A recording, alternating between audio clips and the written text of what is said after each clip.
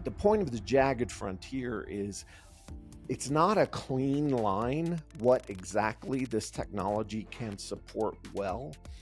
And in areas where it is in its strength, it can have significant material impacts, but those are non-uniform impacts depending on the staff using it.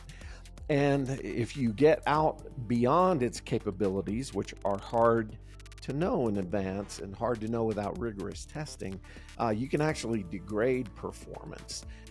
This is AI for Leaders by AI Leaders. Practical, to-the-point content helping you drive results with AI. Here's Chris and Frank. Hi, welcome to the AI Leadership Podcast. I'm Frank Strickland. I'm Chris Whitlock. To our community out there, we apologize that we have had a long break in publishing pod episodes. We realize that's not a best practice. We promise to do better on our schedule going into the fall here. But it's been a very busy summer for us, Chris. We have done a lot of training. You want to say a word just of introduction about the training that we've been doing? It has been several hundred, more than 500 executives, government and industry in sessions around AI, with an emphasis, expectedly, given this past year, on generative AI. And a great reflection of earnest interest, a lot of people that really want to understand better so they can make good decisions regarding the development of this or deployment in their enterprises. Yeah, so Chris, we'll come back to that just real quick on a personal note. It is also summer and we are retired. People sometimes ask us, are you retired? And they put that in air quotes. We've gotten a good number of questions about retirement. We promise we are going to do probably a series of episodes. It'll probably take more than one on retirement, just our perspectives and our lessons learned, because we've gotten some very earnest questions to include. I got some on the golf course last week, and sometimes some very sober, almost anxious concerns from people. Not anxious about financial, because most of these are executives, senior leaders, and they're not concerned about their financial portfolios, but they're concerned about other elements of their life in retirement. But one thing we would say for now is we took some time in the summer just to focus on fun and stuff that we wanted to do that had nothing to do with AI. What would you say, Chris, is one of the highlights of your summer this year? Family time. Yeah, family time would be one of those, and getting days in Florida with family and Atlanta. It's funny, Chris, you and I sometimes use the digital compression SAB, that stands, everybody, for separated at birth. Chris and I have been working together for over 3 decades, have a lot of commonality. And so sometimes we are on exactly the same wavelength. We did not rehearse this, but his reference to Florida would have been the highlight that I would have mentioned. We got caught in a bad storm flying to Florida, and got diverted from the place we were going to go, which your parents' location. We got diverted into Tampa. It was a long and laborious flight of boring holes in the sky and eventually being diverted to Tampa. And how to turn a 2-hour trip into 7.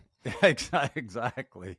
And then we get to Tampa, and there are no rental cars to be had. So we are looking at a several $100 Uber trip, if we can get an Uber, to move toward your parents' house. And I don't remember her name, and we probably wouldn't share her name if I could, but there was a Good Samaritan woman who comes up to these, 2 dudes, 165, 163, both well in excess of 200 pounds. She just comes up to us at the airport and offers us a ride because we were going in the direction of her home, and she got us to within about 20 minutes of our destination. She was great. Yeah, blessings on that woman. Blessings on that woman. However, for my daughters, I don't want you to be picking up 2 strange dudes in an airport. No, Nunca. We have none of that. But yeah, great summer. So, Chris, the training content, as you mentioned, had a heavy dose of generative AI and LLMs. It had a section on AI strategy beyond LLMs. And then it had a section on overseeing AI quality. And we kind of tailored that to the different audiences, as you said, both government and industry. And that dialogue with those 500 plus executives left us with some observations that we wanted to share with our community. So let's start with LLMs. What would be one of the observations from the dialogue that we had with senior executives on LLMs that you Yeah, I would was share? just reflecting. I would say maybe one of the more significant from the spring into the summer was just understanding where people have misimpressions of what this technology does.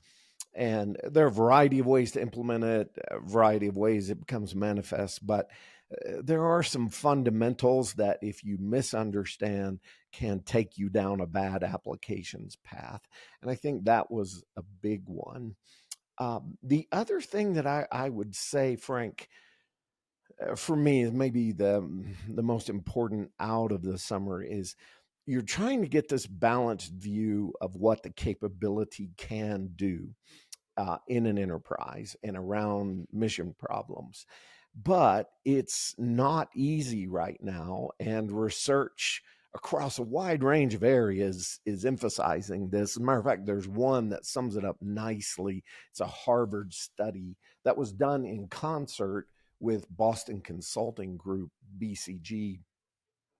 But they talk about this concept of the jagged frontier, and This is really important for our yeah, community, would suggest. Yeah. it's a big deal, and that study is really worthwhile, rigorously executed, as you would expect, um, coming from a group of Harvard researchers and academicians. It was really well done, the study design and then the execution with BCG. But the point of the jagged frontier is it's not a clean line what exactly this technology can support well. And in areas where it is in its strength, it can have significant material impacts, but those are non uniform impacts depending on the Mm. staff using it. And if you get out beyond its capabilities, which are hard to know in advance and hard to know without rigorous testing, you can actually degrade performance over just humans working with traditional methods. It's well worth a read. There's a lot of interpretation that can be taken from that, but those are a couple of the big things. Just this notion of seeking the balanced view, acknowledging the jagged frontier, uh, the misunderstandings or misimpressions around the technology are pretty significant. And if I had to pick one of those, I would say the single most important thing I might encourage for executives is recognize that when you're using these consumer based tools, the hyperscale tools like ChatGPT or Google Bard, Mm. recognize that those are large applications, and this magical new technology is at the center of that model in the middle, you might say. But there's a lot of stuff that goes around these models to render these applications so capable. And so, if you are looking at doing similar things on your own networks or in your environment, it's easy to short arm or underestimate the amount of work that needs to go around the model. It's a Mm. significant area of effort, depending on your solution concept and how you want to deploy a model. But those would be some of the highlights for me of the journey over the late spring and the summer. Yeah, Chris, I would add to the misunderstandings, and they were pretty substantial, meaning substantial in their type. People assuming that um, these large language models like ChatGPT, like Bard, et cetera, were storing documents, and they could search for documents or portions of documents, basically use, these models as a question and answer system. And they were also substantial just in terms of the number of executives in the upfront portion of this training who had these mistaken impressions. It was also striking to me, Chris, as we emphasize the limits of this technology, the risk, and the unknowns. I would say, we hit the strengths.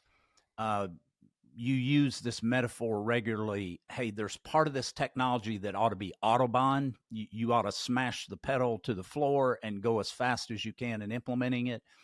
There are classes of tasks where you ought to have some bright lines in the road, some double yellow lines, and just be very mindful about how you're going to mitigate the risk. And there's another set of tasks where you ought to erect Jersey barriers. You use that metaphor, and we gave them a risk ladder.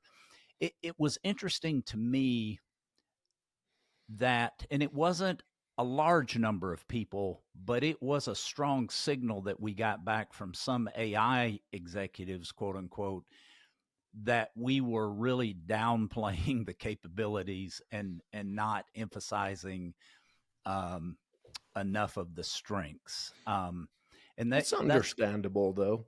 And I think with most new technologies, not surprising. Well, I mean, we've lived it through the years, and we have a variety of personalities we could conjure up to recollect that. But people who see tremendous potential, but also are really out there on what these things can do, and we're excited about it. But I mean, the reality is, over the course of the summer, there have been some pretty significant research studies that have been rendered that would, for any reasonable minded executive, raise concerns about how you are going to test this and align it to specific tasks and ensure that the quality of it will be good. The whole implementation concept, I was startled. There was this one, and I won't recount all the details, but it's a Stanford study looking at one of the big hyperscale model sets. And in 3 months, there was very significant drift in performance, some of it negative, some of it quite negative. And if you're an executive looking to integrate this into your enterprise, you've got to be savvy. You just have to be savvy. And it's easy when we use this stuff as consumers day to day. Some of us a lot, some of us less so, but we can use it as consumers. You can get a false impression of your mind on areas of the capability, and it's just worthwhile to be careful and excited but careful. Move briskly but don't run. That's well said. If this content is of use to you, we encourage you to subscribe to our YouTube channel and give this episode a like. If you're listening to this episode on Apple or Spotify, please take time to give us a 5-star rating. And if you have a moment, leave us a quick review. You'll find more resources like this podcast and training courses at our site, aileaders.com. Let us know what you think. We value your feedback. So, Chris, to segue then to a second big area of observation, and this was kicked off by a conversation you and I had with a senior executive in a global corporation, and this is a global systems corporation. It's not a consultancy. It's a very large name brand company. Everybody would know the company. The vast majority of people have experienced their products. And his initial question to us was in the form of, hey, our C-suite executives are excited about ChatGPT. They're excited about generative AI. We've got a bunch of use cases, and that's good. We need use cases to move out on projects.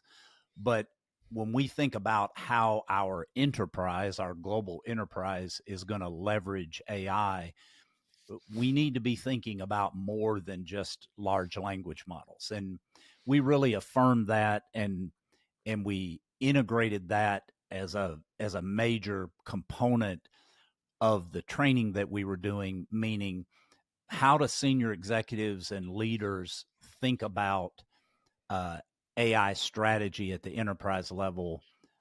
And the first item that we emphasized was you really need to think about a portfolio of capabilities, because you have a range of missions. In a large enterprise or even in a large program, you've got a range of mission tasks. We taught these executives the three kind of clusters of AI modeling types: the foundational machine learning model types, regression, logistic regression, decision tree, the more advanced machine learning, and then the deep learning. We use those three as an accessible and practical way to communicate the variety of methods that they need to draw upon, because they have a variety of mission tasks. And that seemed to be a conversation that really resonated and was helpful to them as well. I would agree. Yeah, I would agree. Good journey. Good journey with different groups and a lot of variety in participants and whatnot. So yeah, it was great learning over the summer too. Yeah. The one other area in that category, Chris, of AI strategy for the enterprise, again, was prompted by a conversation we had with a senior executive in a very large cabinet department. And he asked, what do we think is the department's number one priority for AI? And there was no hesitation on our part, not because of any arrogance, but just you and I thought about this 2 years ago, at least, in a very deliberate way as we started to write our first book. And, the answer was, and the answer strongly resonated with him, the department's number one priority at the departmental level has got to be getting AI integrated into major programs. And it's fairly stunning. We gave some data that quantified where that is in industry based on Gartner research, and then where it is in government based on some of our own research and talking with colleagues. And it's fairly stunning to me how that has not come in yet to sharp focus for some of the senior leaders in government especially, but also in industry. It's a huge issue. It's a huge issue. And it's the one that has to get work for enterprise scale. Yeah, I was going to ask you why you would say that, but you you answered the question.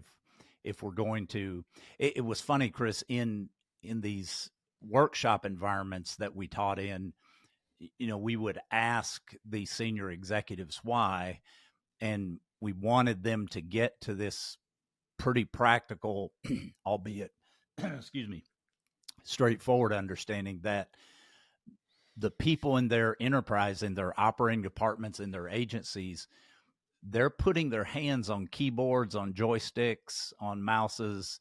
They're putting their hands on hardware that is powered by software. And those are major system programs. And if you're going to affect users across your enterprise, you've got to get AI integrated into those major system programs. Indeed. Yeah, indeed.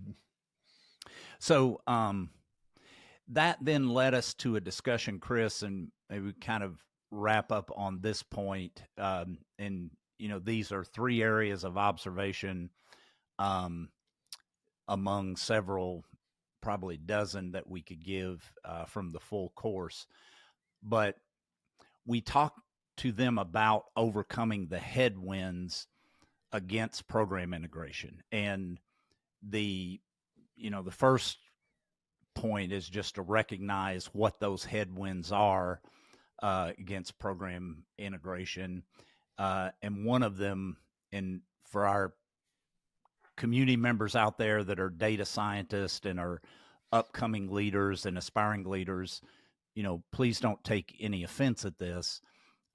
We love you guys. We feel like we're part of your tribe. We're all in the same tribe together. But the reality is, the majority of data scientists aren't waking up in the morning in thinking about large scale system architecture.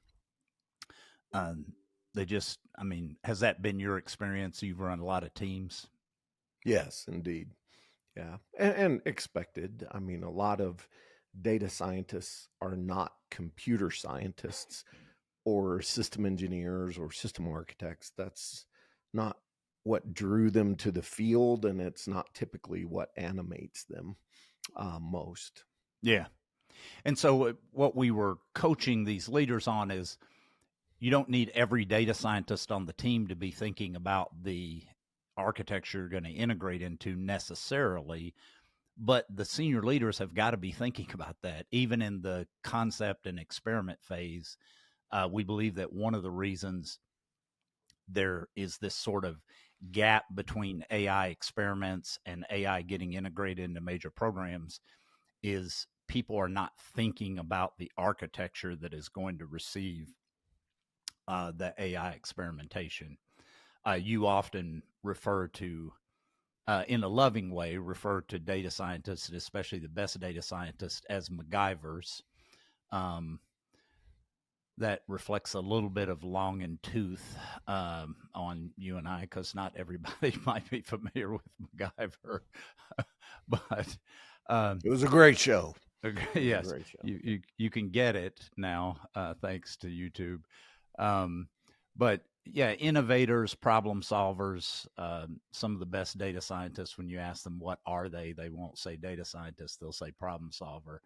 And that's great, very innovative, very experimental, very agile, but you've got to get the models integrated into production systems.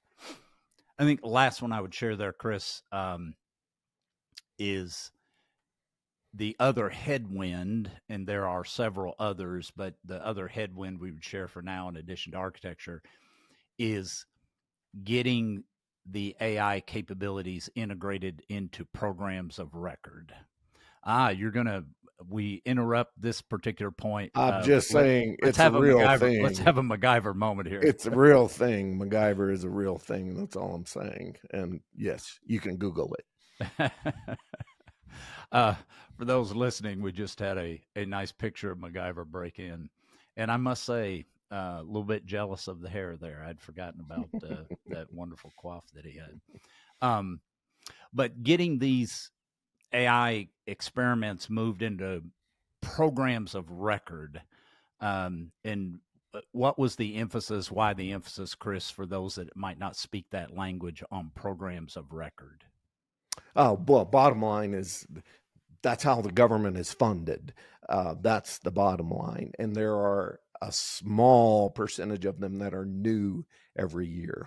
So you're largely thinking about introducing AI in the context of programs of record. That's how the government is run. It's how the legislature funds the government. It's how work is contracted, etc. And I'm generally disposed in the negative to people who say, first, let's change everything in the way that we're going to get AI into the federal government. I'm not a big advocate for that. I think programs and program integration are the blocking and tackling of getting this kind of work done. Can we do it faster? Yes. But you're not going to wave some wand and change the entirety of the federal government. And programs are how government systems are funded, how government efforts are funded. It's how the Congress interacts with the executive branch. And we just have to think that way in bringing AI into the environment. Yeah. And this is especially one for the senior leaders in an AI effort, while at some point in terms of architecture and the technical implications of that, every data scientist is probably going to have some understanding of it because their code has to get moved from a dev environment to a test, to a prod environment, et cetera. But getting integrated into a program of record, that is something that the senior leaders have to own. They have to be thinking about that, and they've got to take steps to make it happen. We've interleaved our courses with just multiple stories, Chris, from both our past, but also stories from the present, where we're interacting with people in government and in industry. And it includes things like, one leader who has a fabulous AI capability in the national security space, has 2,000 users globally. It's doing well for those users. They're logged in. They're using it. It's producing useful insights on data on an important mission area, but it's not integrated into a program of record. The government leader has funded it. And I resemble this. I did, you will remember when you worked for me. I mean, I did a fair amount of this kind of, robbing money from this person because they hadn't spent their end of year money, begging money from this person, signing under the table deals with, person 4, 5, and 6, to get 50K here, 75K there. And, you've an got okay way to start something. Yeah. It's not a recipe to sustain it and build something at scale. Really well said. Okay way to start, not a way to sustain and sustain something at scale. So those are some of the observations from, as Chris said, north of 500 executives and senior executives, government and industry that we trained. As we wrap here, we would suggest for the LLM and ChatGPT related training, you can go to our website, aileaders.com. There's a free lesson there that you can grab that will kind of give you a sense of the training. There is an online course there, along with several other online courses to help leaders develop themselves in how to integrate AI into big programs and how to deliver results with AI projects and lead the people and lead the technology. So that is it for this episode. As Chris and I promised, we will be back on a more regular schedule now. And in that schedule, we will have some lessons to share with you on retirement in subsequent episodes. So for now, for everybody out there in our community, we appreciate you. Indeed.